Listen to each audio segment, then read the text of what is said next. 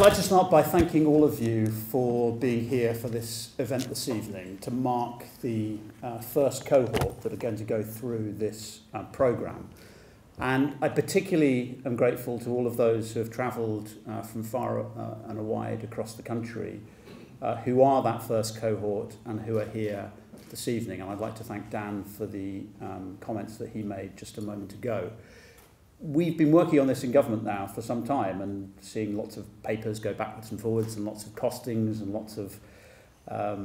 indications about whether the practicalities of this scheme would be possible and deliverable. But I suppose that I recall the last meeting that we had with officials when we had to sign all this off. And I came to the final question of all, which was, you know, if we launch this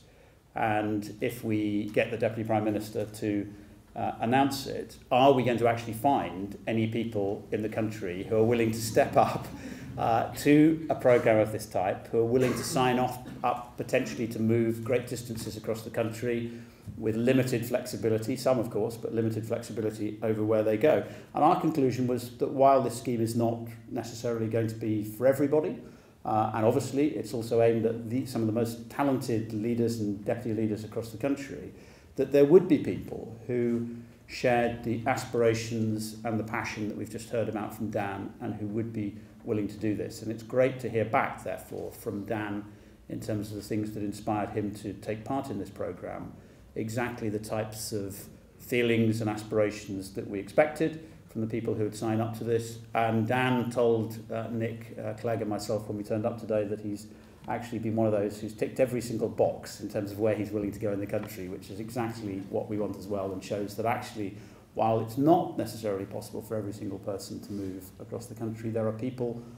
who are willing to do this, and there are people who are inspired by the moral purpose of improving the education system in our country for all young people. So Dan, thank you very much indeed for not only joining the programme, but for stepping up to the plate and making this first speech from one of the new talented leaders. Look, we introduced this programme because while there are a huge number of very positive things going on at the moment in terms of school leadership, we've got the teaching schools, we've got the national leaders and local leaders of education, we've got all the work that's been done on the head teacher standards that have been published recently, and I think Dame Donna is here somewhere this evening, and I'd like to thank Dame Donna and all her team for the fantastic job they've done on that. But as Nick indicated earlier, and as Dan said as well, we have an issue not just of bringing more of those outstanding leaders to the fore, including middle leaders, but we're also increasingly conscious that if we're to make the rhetoric about a school-led system and school-to-school improvement work throughout the country, then we've got to have a system that delivers right across the country. And one of our problems at the moment is a lot of the talent that we've got is particularly focused in some geographic areas of the country that are now well known and in some particular regions. And spreading that talent across the whole country is one of the difficulties and one of the challenges that we face. So there are different ways of doing that, and obviously through the Academies programme we've sought to change the leadership and governance of many schools where there has been weaker leadership or governance, and that is important. But we wanted in this scheme to have something that focused not just on the structural changes that are sometimes important but also can over-obsess politicians. And certainly not just on issues of form rather than substance, but we wanted to actually concentrate very directly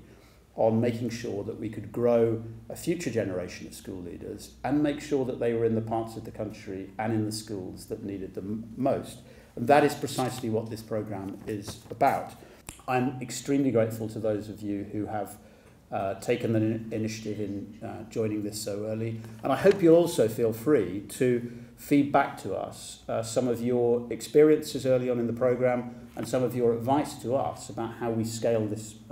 programme up over time to make sure that it's something that not only can reach 100 schools but can reach the larger number of schools that could actually benefit.